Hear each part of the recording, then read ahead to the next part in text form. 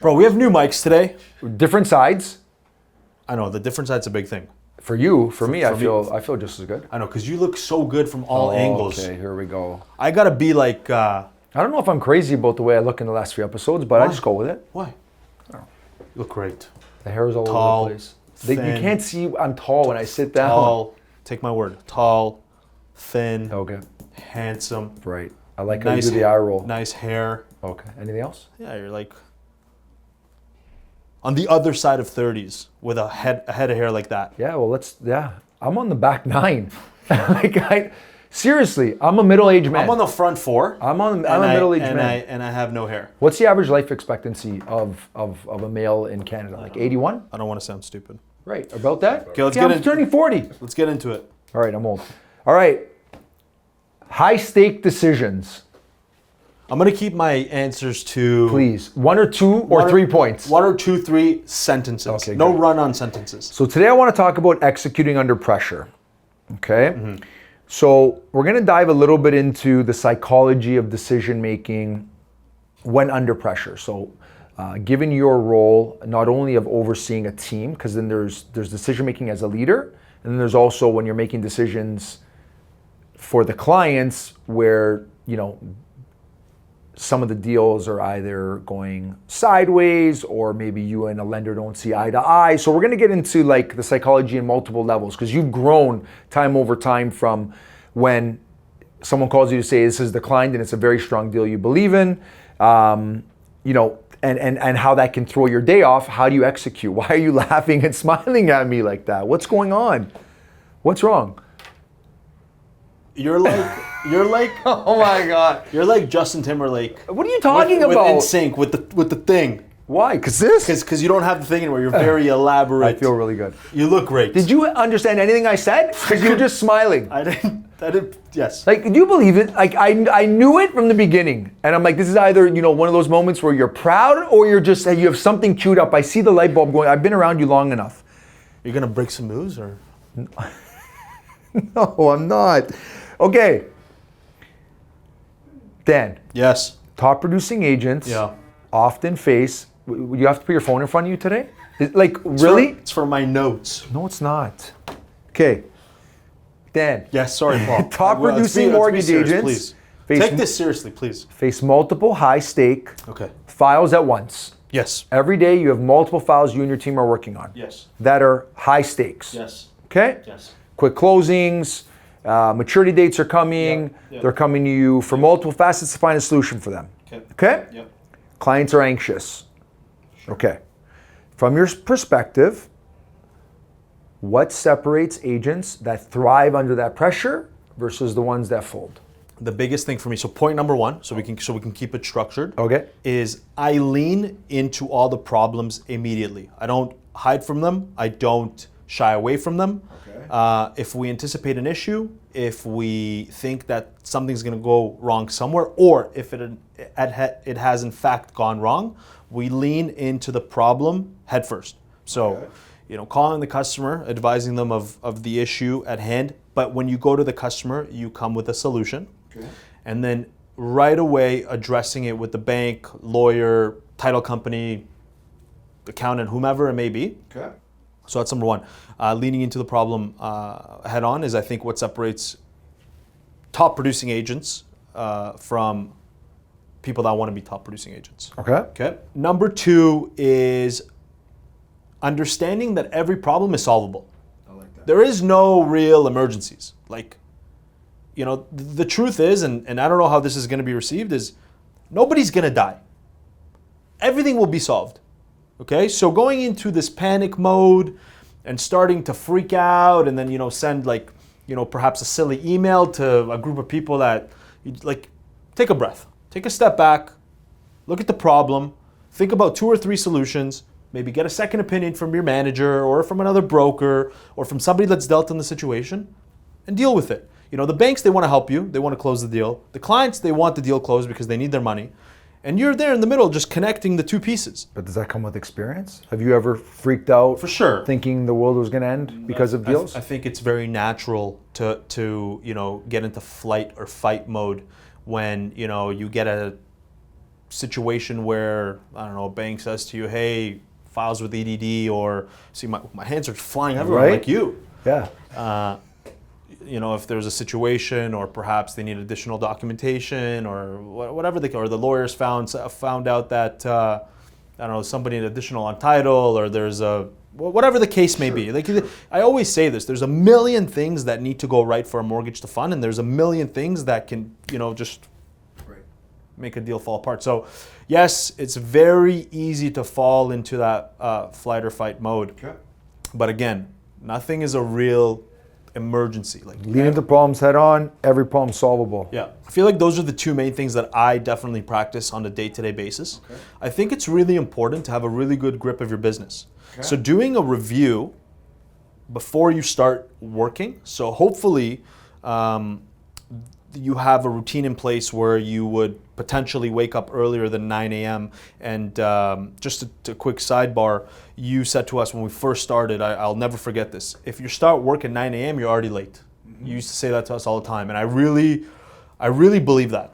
So I like to do a deep review of every single file closing in that given month, and if you're already in the middle of the month, so if, let's say, for example, you're on October 15th, you're 30 days out, so that you can proactively push your business forward and hopefully find problems that may potentially come up and deal with them right away, so you have time to kind of manage. Because the last thing you need is to deal with a problem in the 11th hour that you didn't anticipate. But if you have full visibility on your business, you should be able to kind of control that and, you know, be on top of customers if documents are missing or appraisals are needed or whatever the case may be. So those are the three things that I would say definitely separate top agents from not top agents. Amazing.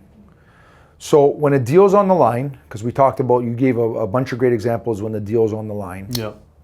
and the margin for error is really small to get it over. How do top producers make fast decisions without sacrificing the compliance, the trust, the long-term relationship, the integrity?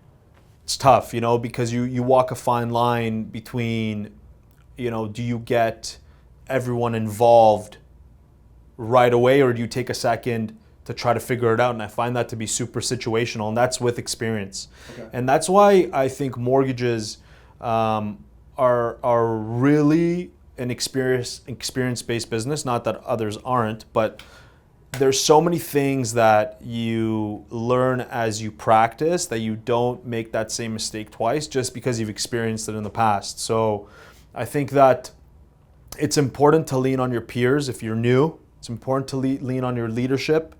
And if a problem does come up, like I said, like, lean right into it. That's the biggest advice, the best advice I can give anybody. Just lean right in. Don't be afraid that the customer's going to be upset. Don't be afraid that, you know, the bank's going to do something. Lean into the problem. And my second piece, which I think is a really important one, is that honesty is the best policy. Okay. You know? So talk to me about that, because the client trust and long-term relationship is important. So you touched a little bit about the long-term relationships with the lenders, right? So Yeah. continuously to talk to them, navigate through that.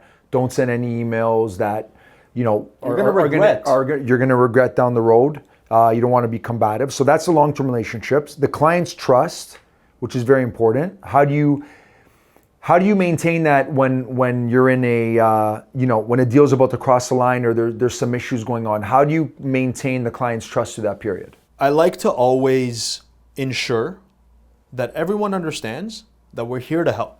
This isn't a me against you type of situation. This isn't I'm trying to give you a hard time by asking for an additional document, or for, you know, coming back to you in the 11th. I don't want this. If it were up to me, it'd be like, there'd be no problems. Right. But it's my job to ensure that you do end up getting the financing that we've kind of built for you. And things do come up in mortgages, like anything else. And we're there to support the customer 1,000,000% of the time. Right. And you're not going to bat 1,000. It's just not realistic. Things are going to come up. You're going to have situations that are uncomfortable. Mm-hmm. Learn from them. That's a big piece. Try to learn from them. Because usually when you make a mistake once, you likely won't repeat it again. And I think being honest with the customers, to say, like, you know what, I messed up. Here's where I went wrong. Here's what I need to fix it. I think that's the bravest move in the world. Yeah. I think one thing to layer onto is, and you do this, and the really good ones do, is being over communicative, right? I think the biggest complaint from from clients in general is I can't get an update, or I keep calling for updates. I don't hear from them. It's 2-3 days. Being in that silence mode and not knowing what's going on with your deal as a client is the worst in any business. This episode is sponsored by TaylorMade Lending. If you're looking for quick closings and flexible private options with a 2-year fully open term, TaylorMade has you covered. Somebody said something really smart to me. It wasn't me, I guess. No, it wasn't. But it is something that you preach all the time. Can't get credit for everything. Okay, Paul said it to me. No, You I don't want said it. credit. Said it to me. I appreciate that. There's got to be other people. I just want the listeners to know that we have our producer here, Yeah, Max, okay? Max. Who's going to be stepping up at the show, Yes. okay?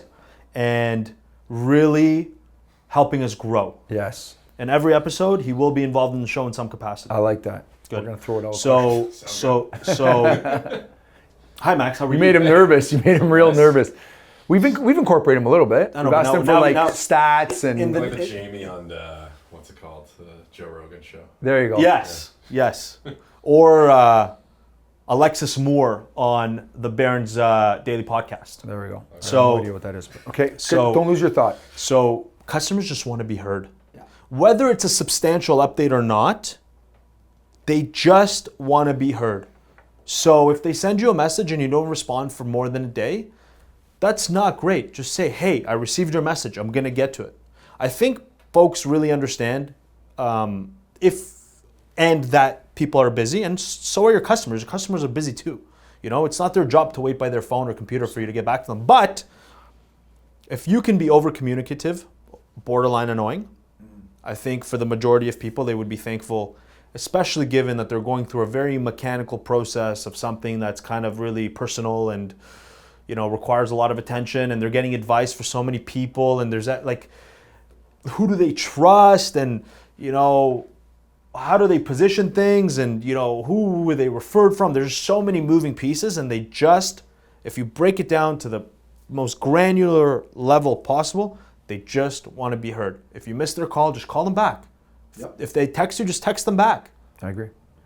And then the last piece was the integrity and sacrificing compliance. How do you make sure that you get over the finish line without sacrificing those things, which I think is an easy answer for you. You know what, dude? I just think that when you make a blanket statement to yourself that your sleep is worth more than anything to you, you just don't mess around with any kind of stupidities. And you know, it's you live your, like, the second you blur the line even a little bit, you then continue to blur it and blur it and blur it. But if you've never blurred it and you've kept your integrity, you know, at a certain level that's important to you, it'll never change. I agree.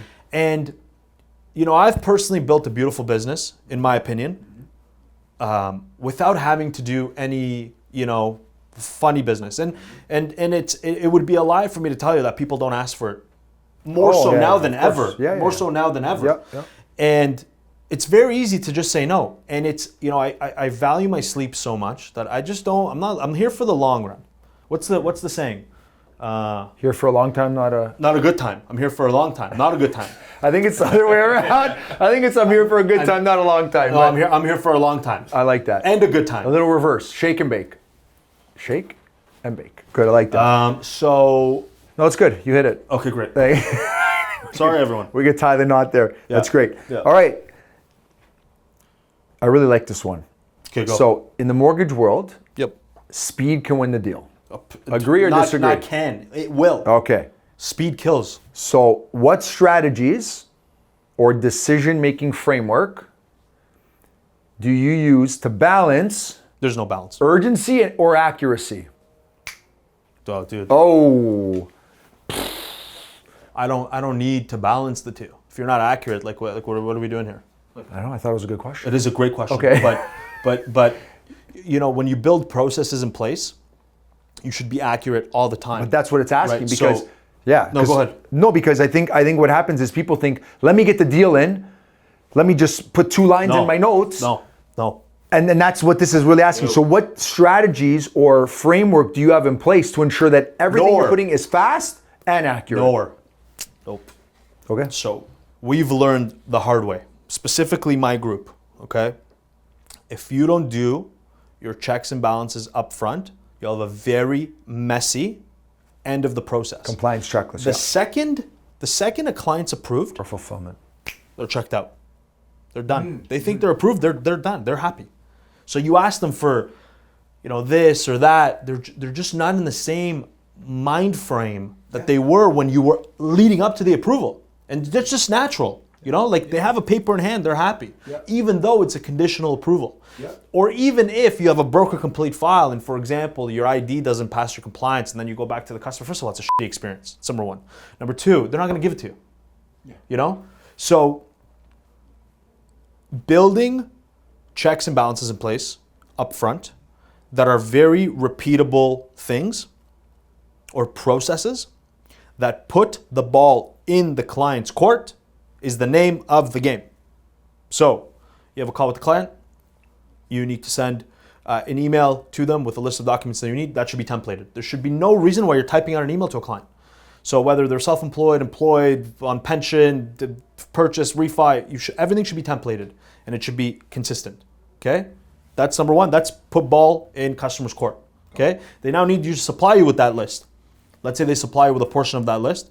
You need to have a checklist in place that says, okay, I received this, check this off, I received this, check this off, I received this, I check this off. Before you even start unwriting the file, an email needs to go back to the customer, say, here's what I'm missing.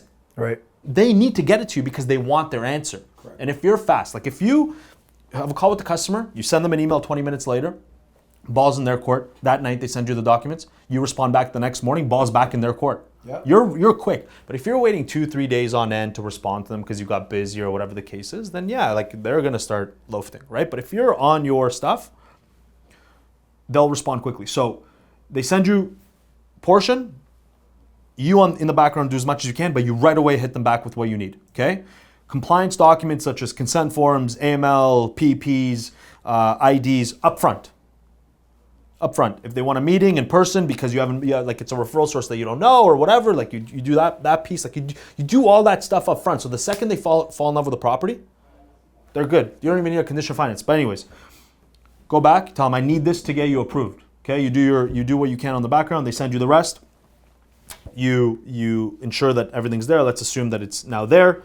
You have a centralized system that you use for housing documentation. You have a central system housed to track your deals, as well as a reminder that if you haven't worked on the deal or if you're missing documents that you need to reach back out to the customer, follow up us, Quattro, whatever people are using, okay?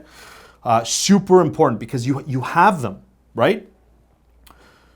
Let's say they send you everything you need, you do the pre-approval and whatever process you use, like we send out scenarios to every client, we give them, different, max purchase with this down payment, depending on our initial call. Ball's back in their court. Let's set up a call, go through this, okay? Realtor's always looped in, accountant, whomever referred the deal. Go find a place. You've done all the pre-work. Yeah. The only thing you need is potentially an updated pay stub and some bank statements to confirm the down payment, but you know where it's coming from. Right. And you ask the hard questions up front. Where is down payment coming from? If there's a problem with income, what's the issue? Like you address these things up front so that you don't fall into a problem at the end. You have a very smooth closing process, and when you actually purchase a property, you have all the documentation in place, a broke complete file. Outside of appraisal and signed docs, you're good. So that's the accuracy piece, and you find that you can do it quickly. You have to have repeatable task items that can be replicated on every single file with every single client. Beautiful. And if you have people that do it for you, you need to coach them in a way where they know how to follow the process. Dummy proof. Like, okay, they sent you these documents, review based on what the mortgage inquiry required. You map the two, this is what's missing, you send it back, call it a day. Ball's back in the customer's court. If you don't hear back for one day, somebody's got to call. Okay, I like it. What would you give yourself out of 10 on executing under pressure? 10. I love it. No better way to end. See you later.